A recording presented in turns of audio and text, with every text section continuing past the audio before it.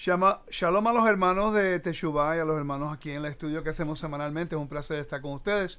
Y les digo que para mí es un honor poder venir semanalmente y compartir algunos de los estudios que estoy haciendo. Tengan paciencia conmigo hoy porque anoche se me hizo bien difícil tener el sueño y me quedé bien tarde haciendo el estudio. Así que espero que sea de bendición en este día. Y la gorra está un poquito viradita, pero aquí vamos. Eso. Ok.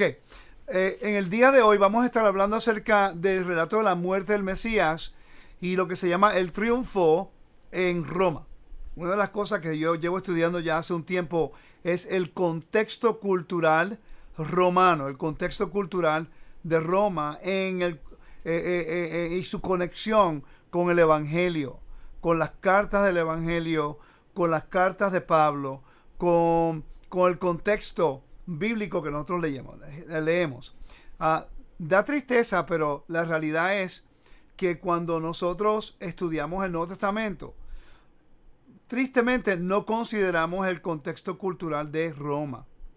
Y para poder tener un mejor, más amplio contexto bíblico, yo pienso que debemos nosotros poder entrar en lo que es el contexto cultural.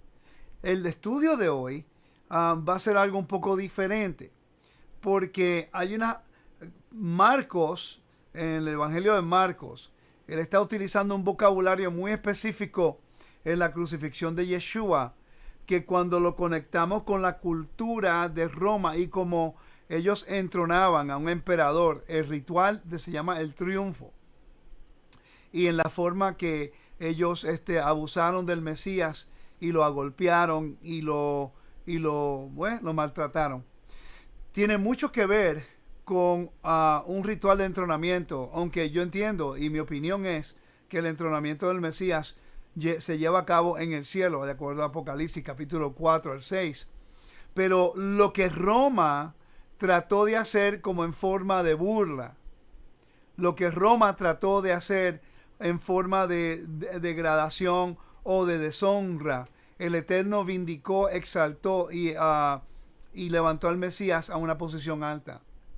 Entonces, cuando comparamos la evidencia del primer siglo en conexión con lo que estamos estudiando nosotros, entonces se hace más fácil poder entender a qué se estaba refiriendo Marcos, cuando estaba haciendo el relato de Yeshua y la pasión del Mesías y la muerte del Mesías. Okay, entonces lo que vamos a hacer hoy es comparando lo que se llama el triunfo en el Imperio Romano. Y es importante que entendamos esto porque la Biblia habla acerca de esto. Hay unos versículos que hablan acerca. Pablo utiliza este vocabulario 2 veces. Segunda de Corintios capítulo 2 y en Colosenses capítulo 2. Él utiliza este vocabulario, pero si no entendemos el ritual en Roma, vamos a estar ajeno a cómo es que los escritores y la narración bíblica está haciendo una metáfora, una comparación para poner a Yeshua en la posición de autoridad, enviado del Padre como el Hijo de Elohim y el futuro rey de Israel en la tierra, y lo que estaba ocurriendo con Roma. Por ejemplo, emperador César, le llamaban el Hijo de Dios. El nacimiento del emperador de Roma era se llamaba algo milagroso, un nacimiento milagroso. Marcos capítulo 1 inmediatamente establece a Yeshua en una posición alta de exaltación. Está haciendo un contraste. El evangelio, la palabra evangelion, no es nada nuevo. La palabra evangelio tiene que ver con las buenas nuevas del emperador a traer justicia y bondad a su pueblo. La palabra evangelio era una palabra secular en el primer siglo de un gobierno que iba a traer un orden de caos. Entonces, sabemos que la función del emperador era traer la paz romana. En hebreo es que el Dios de Israel, a través de su hijo Yeshua, iba a traer el shalom, la paz del reino. Hay un contraste y un paralelo. Y todo se está siempre como una un debate como es una réplica y una... Es un debate, hay un intercambio de cuál es mayor, César o Yeshua, quién es el Hijo de Dios, César o Yeshua, quién nació supernaturalmente, Yeshua o César, quién es el Salvador, Yeshua o César, quién es el que representa a Dios en la tierra, Yeshua o César, quién es el que tiene poder de dar autoridad y de la vida a través de César o a través de Yeshua. Porque César servía al dios de Roma, a Zeus, también a Júpiter. Hay un conflicto, ¿ok? Un reto y réplica se llama, un reto y réplica. Eso constantemente lo vemos nosotros en los escritos del Evangelio, es algo que tenemos que entender. Entonces, cuando nosotros comenzamos a estudiar esto, y vamos a ir directamente al PowerPoint, porque yo quiero que ustedes vean este contexto que es importante, ¿ok? Entonces, lo voy a dejar aquí porque si no, no voy a poder grabar bien, pero lo voy a agrandar un poco más para que lo puedan ver. ¿Ok? Y vamos a trabajar con esto acá porque si no, no vamos a tener a poder hacerlo de una manera bien acá. Déjame agrandarlo un poco más para que tome toda la... Y le doy las gracias a ustedes de verdad por acompañarme en estos estudios que creo que son tan importantes para poder nosotros entender lo que es el vocabulario bíblico completo, ¿no? Porque recuérdese que la Biblia fue escrita para nosotros, pero no a nosotros.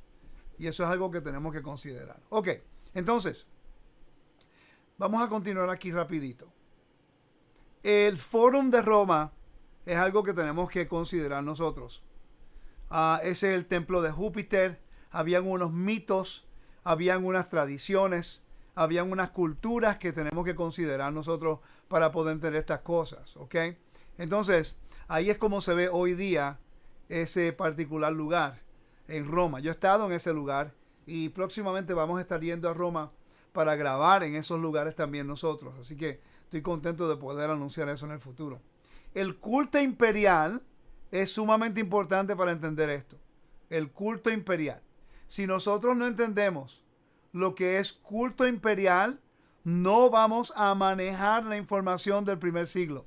Va a ser prácticamente imposible poder nosotros discernir y de buscar las definiciones y el contexto de lo que el Padre está tratando de llevar aquí con la vida de Yeshua, el mensaje de Yeshua, la pelea entre lo que es justo e injusto. Entonces nosotros debemos considerar siempre que estamos haciendo un contraste bíblico. Estamos tratando de nosotros entender el vocabulario del primer siglo en conexión con la cultura, con el idioma, con el problema político en Roma y también en Judea. Los grupos que se levantaban en Judea y se oponían a Roma. Y ahí es donde entra Yeshua. ¿Ok? Entonces, recuérdate que en el primer siglo los judíos pensaban que aunque estaban en la tierra y había un templo, ellos estaban en la dispersión, porque no todos los dispersos de Israel habían regresado a la tierra. También ellos estaban buscando liberación de Roma. Ellos están buscando liberación de Roma. Ellos quieren ser libres y ellos pedían al Padre lo que es la libertad de la opresión de Roma y Herodes. Cuando en realidad el Eterno está tratando de traerle la libertad para que regresen al jardín. Eventualmente es lo que el Evangelio se está alineando. Entonces, para poder entender la autoridad de Elohim a través de su Hijo Yeshua, tiene que haber una comparación, un contraste de lo que estaba ocurriendo en Roma y cómo se levantaban a el emperador como si fuera un dios, y hacer el contraste con Yeshua. Y lo que encuentro tan interesante es que el método que utilizaron para juzgar a Yeshua y para matar al Mesías fue el mismo método, ¿ok? El mismo simulacro del triunfo romano. Y eso es lo que vamos a cubrir aquí en este estudio, ¿ok? Así que vamos a continuar con la información. Entonces, cuando nosotros cuando leemos Colosenses capítulo 2, versículo 15. Mira qué interesante lo que habla Pablo acá en Colosenses. Recuérdate que Colosenses era una ciudad imperial, ¿ok? Entonces estamos viendo que el parte del ritual era pasear a un prisionero enemigo, después matarlo. Pero eso lo vamos a hablar después con un poquito más tiempo. Pero mira cómo Colosenses utiliza el vocabulario. Dice, Dios les quitó el poder a los espíritus que tienen autoridad. No está hablando de espíritus demonios, está hablando aquí de la autoridad romana, el poder que estaba oprimiendo a Israel. ¿Ok? Dice, y por medio del Mesías los humilló delante de todos al pasearlos como prisioneros en su desfile victorioso. ¿Por qué utiliza la palabra desfile victorioso? Prisioneros. Porque en el ritual de lo que se llama el triunfo de Roma, cuando el emperador iba a ser paseado por la vía sacra, la vía sagrada, y eso vamos a hablar un poquito ya mismo, entonces no solamente llevaban a una persona, el emperador llevaba un buey, unos testigos, la persona que tenía un hacha en la mano para matar el buey o el toro, y también llevaban a un líder, a un rey de otro reino, como prisionero. Y cuando se acababa el desfile victorioso del emperador, no solo mataban a ese líder, y también mataban al buey o el toro como un sacrificio imperial para Roma. Esto todo tiene que ver aquí con lo que ocurrió con el Mesías, y tengan paciencia conmigo porque lo vamos a cubrir ya. Entonces, Colosenses está utilizando el vocabulario que una persona en Coloso hubiera podido entenderlo en el contexto de lo que es el desfile del triunfo del emperador, generalmente antes de la venida del Mesías, antes del primer siglo. Este ritual se llevaba a cabo para honrar a generales que hubieran ganado unas grandes guerras, pero el año 20 antes del Mesías se practicaba solamente y específicamente para el entronamiento de un emperador, como de humano a una divinidad. ¿Ok? Cuando el Senado lo sancionaba que esta persona se merecía el mérito y el tributo del triunfo, era reservado para César, Augusto César, y para dedicarlo como una divinidad. ¿Ok? Y ahí es donde entra todas estas cosas que estamos viendo en el Evangelio, haciendo un contraste entre el Yeshua, el hijo de Elohim, y a César, el hijo de Zeus, o el hijo de Júpiter, o el hijo de todos los dioses de Roma. ¿Ok? Entonces, el próximo slide vendría siendo un juego que ocurre en Roma y que también ocurrió en Israel. ¿Ok? Y esto es importante. Mire, hay unos juegos, y yo llevo a mi gira a este lugar. Mi gira atiende, y vamos acá, cuando estamos en Israel, vamos a este lugar. Son juegos de soldados, un pavimento de la época romana con líneas relacionadas con el juego del rey. Ahora, ¿qué representa este juego? Este juego representa el piso de la fortaleza Antonia, y en mi gira de Israel yo los llevo allí. ¿Cómo se jugaba el juego? En el piso de la fortaleza de Antonia en Jerusalén, que hoy está debajo de un convento, las hermanas de Sión, que yo llevo a mi gira en ese lugar, donde Pilato probó a Yeshua. Los arqueólogos encontraron las marcas del juego conocido como el juego del rey. Se jugaba con los nudillos de oveja como dados, y ellos tiraban esos dados en un tablero de juego que estamos viendo aquí en la mano derecha, y ese tablero está en una piedra en el piso cerca de la carretera del primer siglo. ¿Okay? La vía dolorosa que la Iglesia Católica está buscando se encuentra a 40 pies debajo de lo que se llama la vía dolorosa hoy día. La vía dolorosa original, quiere decir, usted está viendo eso en el piso, alrededor de ese lugar donde yo llevé mi gira. Sabemos que la sangre del Mesías sí tocó el piso, porque ahí fue donde él fue llevado para ser maltratado y humillado. ¿Okay? Ahí dice, los soldados elegirían a uno de los suyos y lo harían el rey. le darían una túnica, una corona, un cetro y le rendirían homenaje. Durante el transcurso del día, los soldados apostaban por todas sus posesiones, ropa, esposa, hogar, en Roma, etcétera, que culminaba en apostar por quien podía matarlo. Estos soldados romanos elegirían a algunos pobres, reclutas pobres, y harían un juego de matarlo. Un terrible ritual de iniciación, pero te muestra la brutalidad de los legiones romanas. La mayoría de ellos no eran muy buenas personas que digamos. Después, en el tiempo de Augusto César, con sus amplias reformas, prohibió el juego porque le estaba haciendo daño a la moral y estaba perdiendo buenas tropas. Y en cambio lo que hicieron, por lo que los soldados comenzaron a usar prisioneros condenados. Ahora entra el preso condenado, el rabino Yeshua, se les hizo parecer un rey al recibir una túnica, una corona, un cetro. Luego fue burlado, golpeado, escupido, mientras pretendía rendirle homenaje. Finalmente, todas sus pertenencias fueron apostadas mientras lanzaban lotes, que se hizo con los dados de nudillos de las ovejas y lo mataron. Se encuentra aquí en el Antonia. A que hoy día en ese lugar, el lugar donde usted vio, se encuentra debajo de un convento. ¿Ok? Entonces, estos juegos se llevaban a cabo, pero si ustedes notaron, hay una forma que ellos estaban utilizando el juego para mofarse, para minimizar, humillar al Mesías. Ahora, aquí lo que entra, lo interesante de esto, es que mientras nosotros estudiamos aquí los eventos de Yeshua en Marcos capítulo 15, los eventos que le están haciendo a Yeshua se alinean perfectamente con el triunfo de Roma de un emperador cuando iba a ser exaltado a una posición alta en el gobierno. ¿Ok?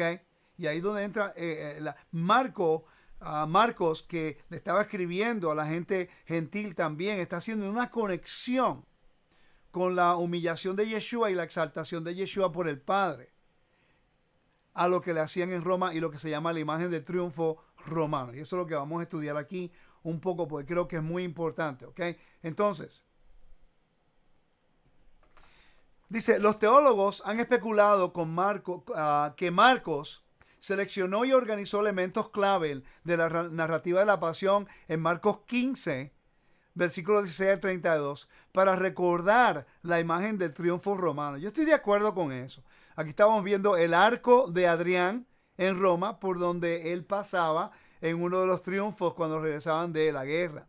La palabra triunfo, que se encuentra en la Biblia, por cierto, también en 2 Corintios, como en Colosenses, dice triunfo o triunfo latino, en latín, una procesión ritual que fue el honor más alto otorgado a un general victorioso en la antigua República Romana. Fue la cumbre de la carrera de un aristócrata romano. Los triunfos fueron otorgados y pagados por el Senado y promulgados en la ciudad de Roma. Entonces, después pasó solamente específicamente reservado para los emperadores. Una solemne procesión en la que un general victorioso entró en la ciudad en un carro tirado por 4 caballos, fue precedido por los cautivos y despojos tomados de la guerra, fue seguido por sus tropas. Después de pasar en estado a lo largo de la vía sacra, ascendió, oigan esto, ascendió al Capitolio para ofrecer sacrificio en el templo de Júpiter. Esto es lo que ocurría en el primer siglo en Roma. Aquí vemos nosotros una imagen del emperador en el centro con 2 personas subiendo al templo de Júpiter. Y eso va a ser muy significativo un poquito más tarde en nuestro estudio, porque Yeshua, cuando fue puesto, por cierto, algo que acabo de investigar que es bien interesante, que cuando ellos estaban excavando, haciendo los descubrimientos en el tiempo de cuando estaban en Roma, ¿no? Y estaban haciendo los descubrimientos, la razón por qué pusieron un templo de Júpiter es porque encontraron una cabeza, supuestamente el mito romano, encontraron una cabeza intacta. ¿Okay? Por eso le llamaban el monte de la calavera o el monte de la cabeza. Interesante que en la pasión del Mesías hay un lugar en Jerusalén que se llama el Monte de los Olivos, que se conocía como Golgolet, el Golgolet, el lugar donde se contaban a los israelitas en un tiempo dado, en el tiempo de David, ¿no? Entonces, es impresionante cómo están todos estos contextos y el contraste y la similitud en la historia y en la narración, ¿ok? Entonces, continuamos. Dice, ok, vamos ahora a agarrar los pasos del triunfo romano y lo vamos a conectar ahora con lo que es Marcos capítulo 15 y capítulo 16. ¿Ok? Entonces, vamos a conectar estos puntos acá ahora. Dice, comienza con el pretorio, cuando el emperador iba a ser levantado a una gran posición de exaltación, lo llevaban al pretorio, donde estaban todos los soldados de alta clase. ¿Quiénes eran ellos? A ver si se lo leo aquí rapidito. ¿Ok? El pretorio, la guardia pretoriana, eran 9, déjame leer acá rapidito en el PowerPoint, dice 9 o 12 cohortes de 500 o 1000 hombres en diferentes momentos en el primer siglo. Formaron el guardaespaldas de los príncipes o de los príncipes, o en este caso el emperador. Si el emperador no tenía el apoyo de la guardia pretoriana, no podía ser emperador, era como la guardia de él. Cada uno era comandado por un ecuestre con el título de tributo. Quiere decir que la casta de esta persona era de alto nivel en Roma. Y juntos lo comandaban los prefectos de la guardia. Normalmente 2 en número. Prefecti pretorio, el cargo del prefecto pretoriano, fue uno de los puestos más importantes en Roma. El guardia pretoriano, en Filipenses 1:13, que habla acerca de eso, tenía un estatus más alto y recibió un salario más alto que los otros soldados. Entonces, mira qué interesante, que cuando llevan al emperador para el pretorio, para que se comience a oficiar su entrenamiento, a Yeshua lo llevan al pretorio también, pero en Israel, en donde se llama el fuerte Antonia, donde se encontraba allí en ese lugar. En el capítulo 16, cuando vamos al capítulo 15, cuando llevan a Yeshua, estoy seguro que yo tengo el capítulo incorrecto, me disculpan, hermanos. Es el capítulo 15, no el 16, por favor, ¿ok? Vamos a corregirlo ahí rapidito mientras yo les hablo, porque si no, no me gusta hacerlo mal, ¿ok? Ok, entonces, el capítulo 15, versículo 1 dice, entonces los soldados le llevaron dentro del palacio, es decir, al pretorio, y convocaron a toda la cohorte romana, ¿ok? Entonces estamos viendo el requisito del entrenamiento del emperador de Roma cuando lo llevaban al pretorio con una clase alta de su guardaespaldas, los ecuestres, y aquí vemos que a Yeshua lo llevan al fuerte Antonia, en la cual se encuentra también el pretorio. Algo muy importante para hacer la similitud y el contraste en uno del otro. ¿Ok? Entonces, segundo paso. Al emperador le ponían un manto de púrpura y una corona de oro. La corona de oro representaba su divinidad o su autoridad y su soberanía. El manto de púrpura era de realeza. Y en Marcos capítulo 15, versículo 17, ay padre, eran las 5 de la mañana, no podía hacer eso. Ok, Marcos capítulo 15, versículo 17, le vistieron de púrpura y después de tejer una corona de espinas, se la pusieron. Estamos viendo que los requisitos y cada uno de los pasos se alinean con todo esto. El próximo, los soldados declaran en aclamación del emperador como rey. En Marcos capítulo 15, versículo 18, los soldados romanos, mofándose de Yeshua, no tienen la menor idea que ellos están tratando de mofándose y humillándolo. Ellos están mofándose del verdadero Hijo de Dios, no de como ellos pensaban en el tiempo de Roma, que el emperador era el Hijo de Dios. La misma conexión. Entonces, el capítulo 15, versículo 20, cuando ya se mofan, o en este caso, voy a regresar al primero porque aquí es importante. En este aquí, algo importante que los soldados declaraban en aclamación. No estamos hablando el público. Esto es cuando al emperador se llevaba al pretorio, ¿ok? Allá los soldados que eran de alta clase en las castas de Roma, allí ellos aclamaban al emperador como el rey, ¿ok? Salve rey, salve rey. Entonces, ahora vemos el mismo paralelo cuando llevan a Yeshua al pretorio y allá están los soldados mofándose de él diciendo lo mismo, ¿ok? Después que hacen esa parte del ritual, le ponen el manto, le ponen la corona, hacen la aclamación como rey. Ahora el pretorio, la guardia está desfilando por la vía sacra. Está desfilando por la vía sacra. ¿Ok? Y cuando desfila por la vía sacra, lo interesante de esto es que está siendo llevado por dos testigos, un hombre con una hacha que está cargando el arma cual van a matar el toro y también el toro. Voy a repetir eso. Cuando sale del pretorio, sale con los soldados como una escolta. Después, ahí tienen los dos testigos, las dos personas importantes con él. Y después el hombre que carga el instrumento en la cual van a matar el animal cuando lo van a sacrificar en el templo de Júpiter, en el monte de la calavera o del monte de la cabeza. ¿Ok? Entonces, aquí vemos nosotros cuando camina por la vía sacra. El incienso, mientras caminaban el emperador por la vía sacra, había incienso por unos sacerdotes, ¿ok? Que los dirigía hasta el monte alto o el monte de Júpiter. Segunda Corintios utiliza este vocabulario. Mira lo que dice.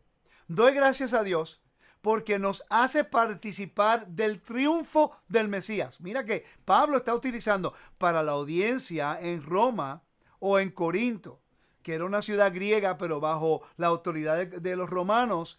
Este vocabulario hubiera sonado bien, pero bien similar a lo que le hacían a un emperador. Y está poniendo a Yeshua como el Hijo de Dios, como el divino, como el que viene a traer la paz del mundo, como el que trae el evangelio, las buenas nuevas de paz, el que va a traer shalom, el que es el patrón y es el que cuida al pueblo. Pero mira qué interesante, cuando en el desfile del emperador, cuando salía del pretorio e iba para el templo de Júpiter, con los testigos, con el hombre que cargaba el hacha, con el buey o el toro, también había unos sacerdotes que caminaban al frente de él con mucho incienso. Y mira lo que dice el versículo. Dice, y porque nos permite anunciar por todas partes su mensaje, para que así todos reconozcan.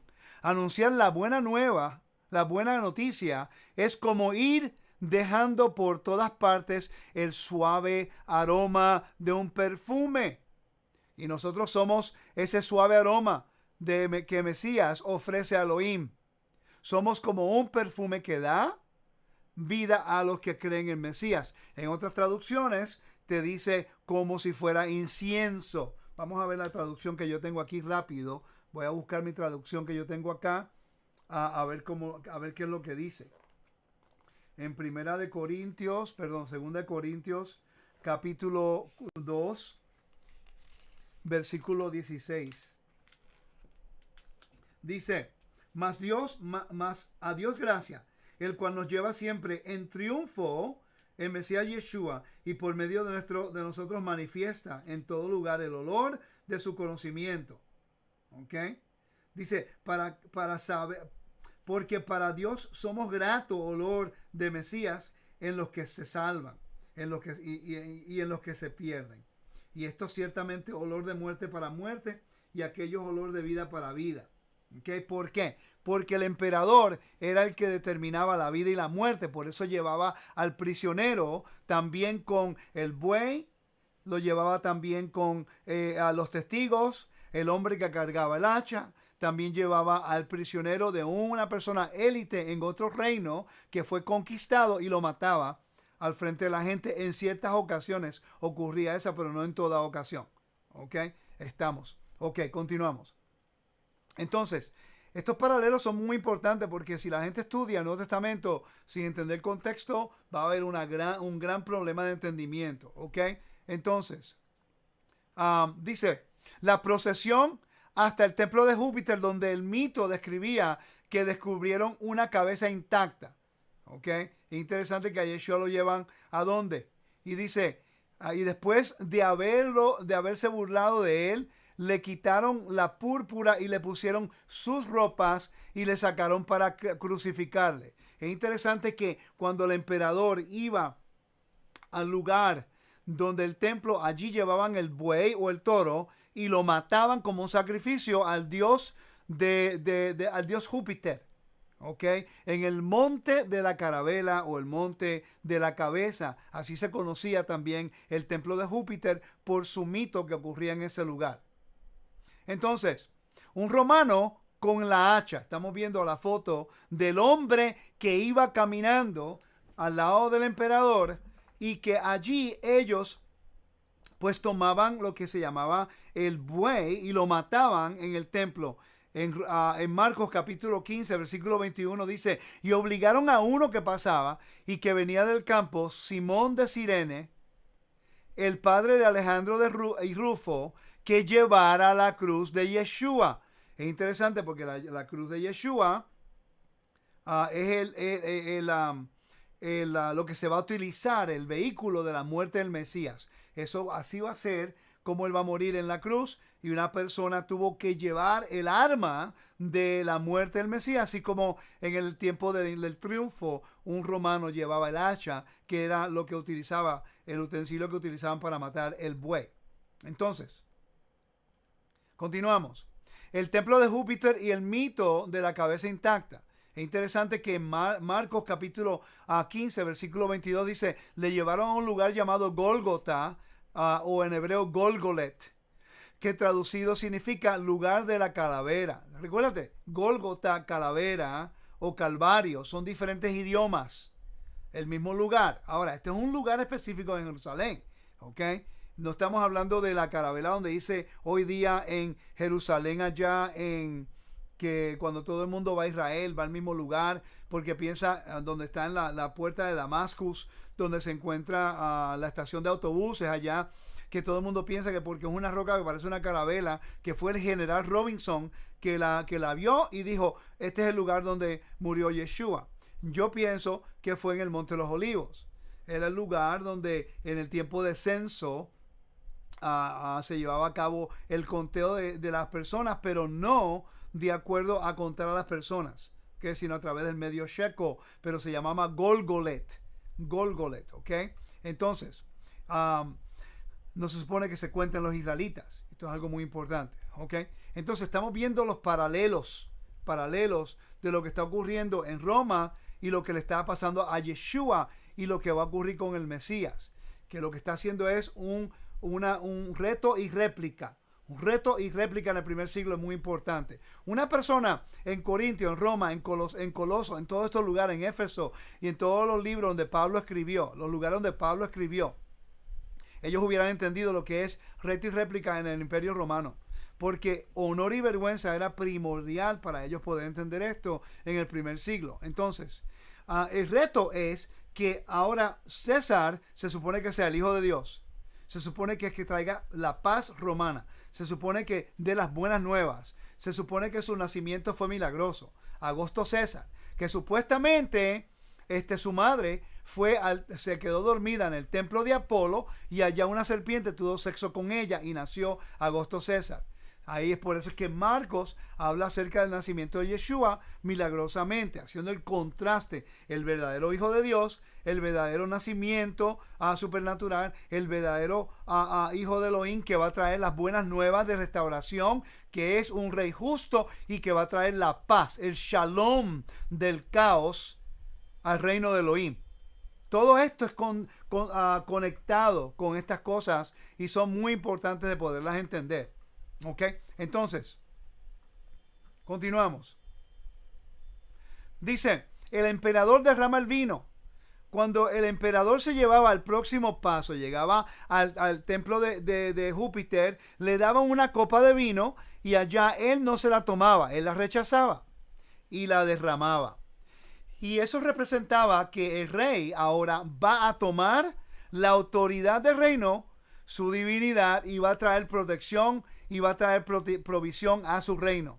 Es interesante que a Yeshua en un momento le dieron agua con vinagre o vinagre y se la tomó y murió. Eso tiene que ver con las aguas amargas de Números capítulo 5 y la mujer adúltera o la mujer que ha sido acusada de adulterio o de inmoralidad sexual. Pero en este caso en Marcos, aquí vemos que a Yeshua le brindan el vino con mirra y la rechaza. Es interesante que ese paralelo está cuando el emperador de Roma le daban el vino en el templo de Júpiter y él lo rechazaba, representando autoridad, soberanía y también que él es el que va a brindar protección al pueblo. Todo esto está conectado, ¿ok? Entonces, continuamos acá. Entonces, y trataron de darle vino mezclado con mirra, pero él no lo tomó, en referencia a Yeshua. Estamos siguiendo el mismo patrón. Dice, entonces, cuando derrama el vino, ahí es cuando viene la muerte del toro o del buey. ¿Ok? Es interesante que cuando Yeshua rechaza el vino, ahí comienza él a morir.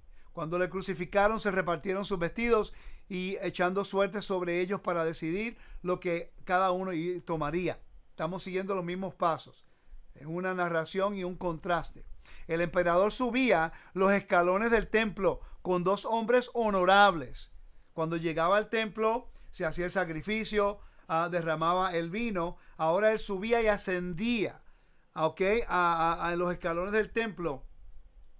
Y ahí tenía dos hombres honorables. En el caso de Yeshua no se dice que eran honorables, sino que eran personas que habían sido ladrones supuestamente, ¿no? Pero es impresionante que en el tiempo de Roma, algunos emperadores, ellos traían gente de alto honor para que se pararan al lado de él como los dos testigos. Y aquí vemos lo mismo en la crucifixión de Yeshua. Y uno de ellos, Yeshua, le habló, le dijo, te digo hoy que estarás conmigo en el paraíso. ¿Okay? Levantando el honor de esa persona para estar con él en jardín, en el Edén. ¿Okay? Yo encuentro algo bien peculiar en todo esto, y muchas personas cuando leen la Biblia, es interesante, ellos leen las escrituras y no entendemos, no podemos captar.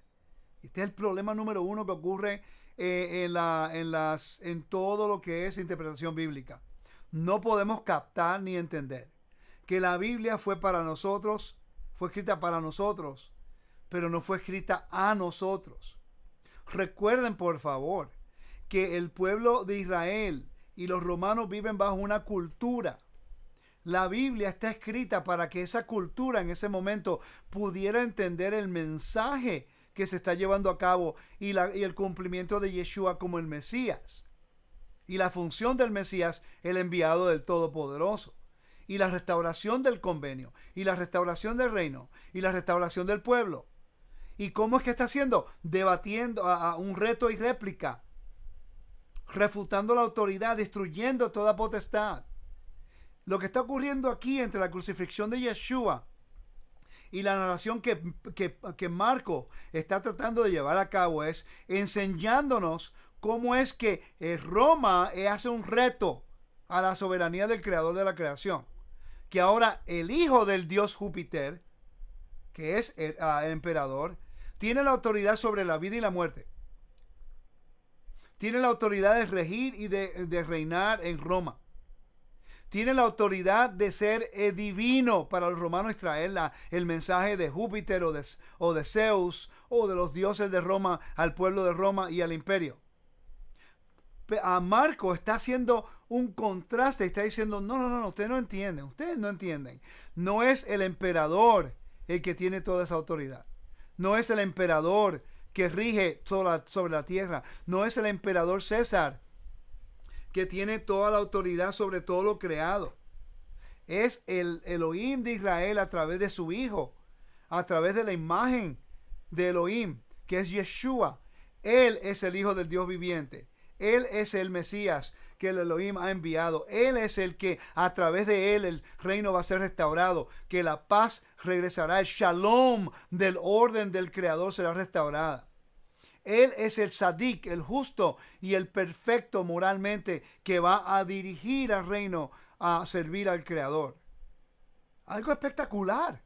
Muchas personas leen la Biblia buscando falta en la Biblia.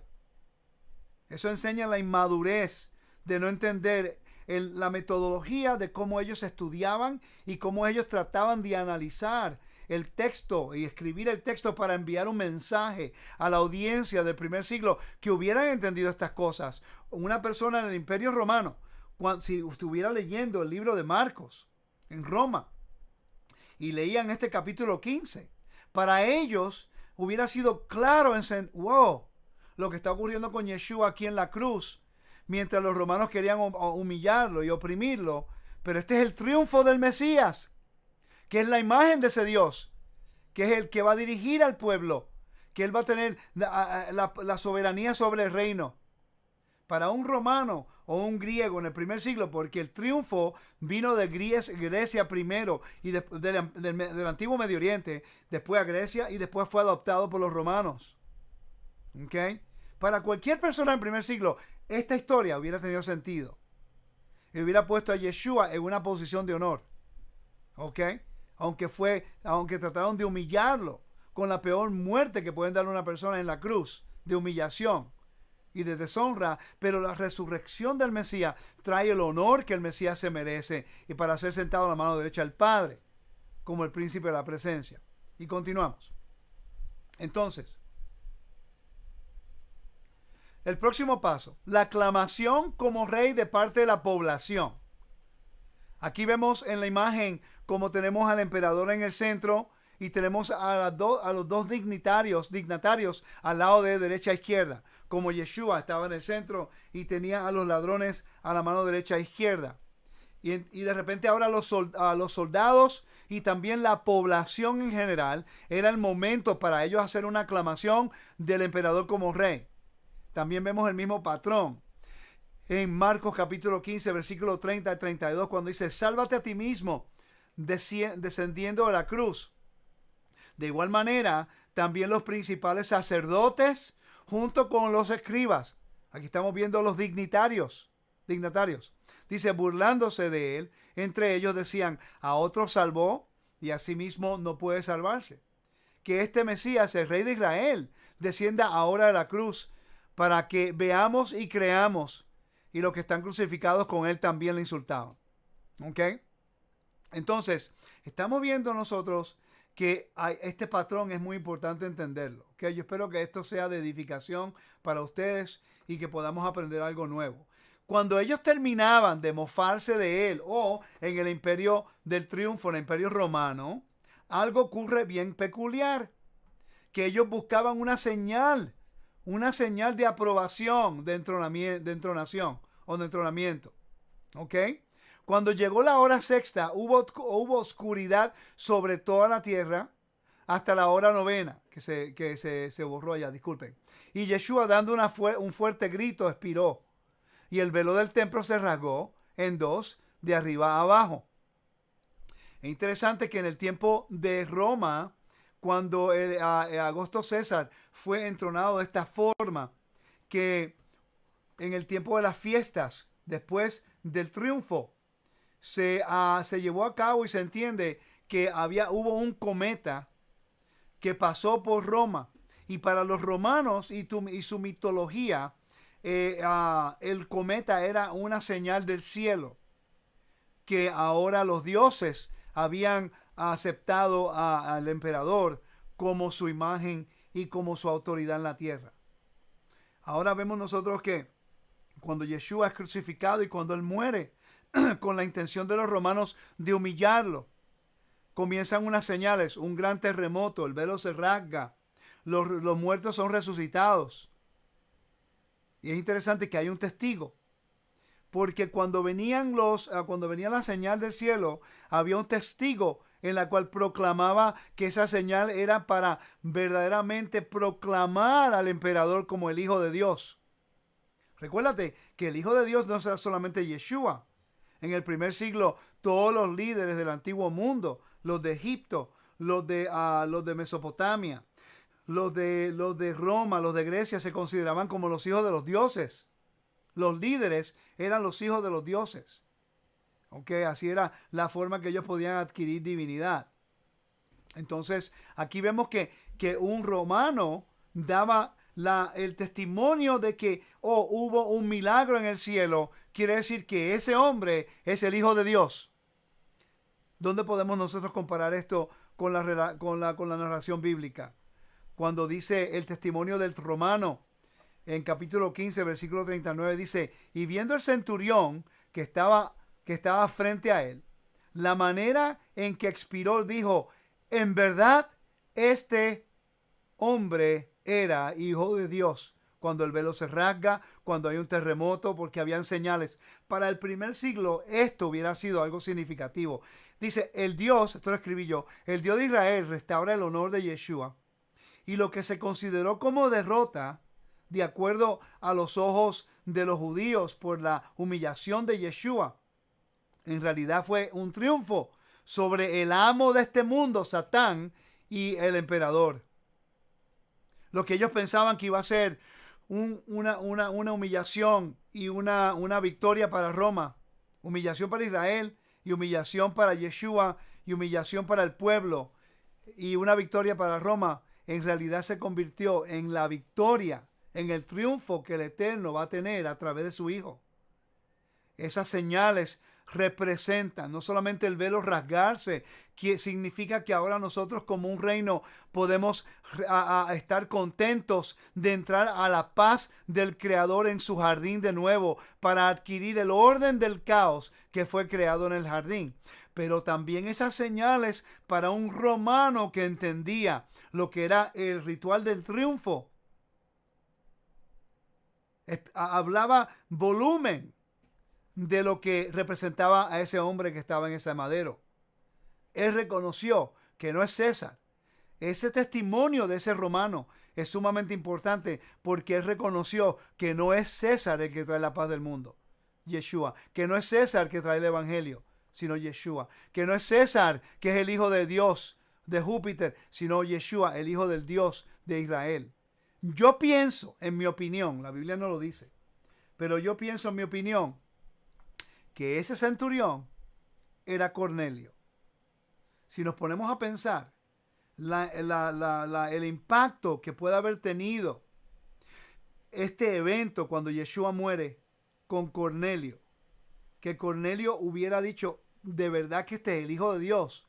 Y por eso fue que en Hechos capítulo 10, versículo 1 al 3, dice que él era un temeroso de Dios, él y toda su familia, que oraba y hacía buenas dádivas. ¿Por qué? Porque yo pienso que a lo mejor el hombre que dio el testimonio cuando Yeshua muere pudo haber sido Cornelio, que le impactó tanto lo que vio, que él dijo, yo voy a cometer traición contra Roma y contra César y voy a servir al verdadero Hijo del Dios viviente y al verdadero Rey del universo, Rey de la tierra en el futuro, y al verdadero representante del Dios de la creación, que es Yeshua. Todas estas cosas son importantes para nosotros entender el contexto y la narración bíblica, hermanos. Ahora, cierro con esto. 2 versículos que utiliza el vocabulario de lo que venimos hablando. Dice, Dios les quitó el poder a los espíritus que tienen autoridad. Roma, Grecia, el emperador de Roma, César. El contexto de este versículo tiene que ver con César.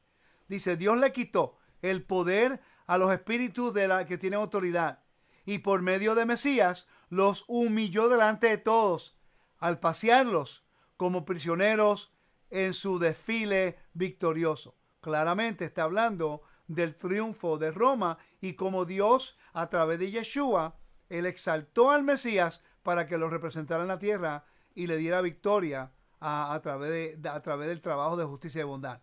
Y 2 Corintios capítulo 2 habla de lo mismo. Dice, pero gracias a Elohim, que en Mesías nos llevó en triunfo y que por medio de nosotros manifiesta en todo lugar la fragancia de su conocimiento. Entonces, el simulacro a los que, vamos a ver aquí rápido, dame un segundo. Ok, el simulacro, paralelo a los que a veces rodearon el gobernante entronizado en estas posiciones de poder durante el triunfo. Para la audiencia romana de Marcos, estos elementos resaltarían que la muerte de Yeshua tuvo lugar de manera irónica, que recordaba la adoración del emperador que dirigió la procesión triunfal en sus intentos de autoglorificación e incluso la deificación. Ahora, sin embargo, el verdadero triunfo había sido celebrado por un rey derrotado, que aunque se ejecutó en sí mismo, era en realidad el verdadero Hijo de Dios, que es el Yeshua. En el contexto del triunfo, Marco está presentando un antitriunfo en reacción a los esfuerzos ofensivos contemporáneos de autodivinación de Gauss y especialmente de Nero. El propósito de tal descripción es claro. Uno de los mismos soldados romanos que se burlaron de Yeshua por primera vez como rey triunfante es el que se une al mismo Elohim para confesar la soberanía o el triunfo de Yeshua como el Hijo del Dios viviente. Y estas cosas tenemos que entenderlas, tenemos que aprenderlas, hermanos, porque si no, vamos a caer y vamos a estar limitados en nuestro entendimiento bíblico de acuerdo a las Escrituras. Y eso es lo que a mí me gusta en referencia a lo que es la Biblia en las Escrituras, ¿no? Es que mientras más nosotros estudiamos estas cosas, más realizamos que no sabemos nada. Entonces, quiere decir que hoy hemos aprendido que había un ritual en Roma que Marcos está tratando de utilizar lo que le pasó a Yeshua y el juego de los reyes, que era para mofarse, cuando en realidad era una forma del Padre utilizar lo que ellos estaban haciendo para hacer un reto y réplica, como un debate, para proclamar a Yeshua como el victorioso, el triunfante y como el que se sienta a la mano de Elohim, el representante y la imagen de Dios invisible en la tierra, el que trae el evangelio, las buenas nuevas del evangelio, la paz no romana, la paz shalom, el shalom de Dios que restaura su reino del caos. Esto es lo que representa la pasión del Mesías o la muerte del Mesías, uno de los aspectos muy importantes de la muerte de Yeshua en el contexto de un debate de honor y vergüenza y una reto y réplica en el primer siglo con el Imperio Romano. Amén. Que el Eterno lo bendiga, lo guarde. Gracias por estar con nosotros siempre. Y yo espero que estos estudios nos ayuden a nosotros siempre llevarnos a un nivel de entendimiento mayor para que podamos nosotros saber y entender el contexto bíblico, para que podamos tener un mayor entendimiento de lo que la Biblia en realidad nos está hablando a nosotros, para que podamos ver la magnitud de la misericordia del Eterno que envió a su Hijo, para que podamos nosotros tener vida a través de Él y poder entrar al reino de Elohim y poder nosotros tener el shalom y la paz y invitarnos al jardín para que siempre podamos estar con Él. Que el Eterno los bendiga, los guarde. Shalom, Shabbat Shalom, Shavua Tov, y espero que este estudio haya sido edificante y haya sido de bendición para ustedes. Amén. Shalom.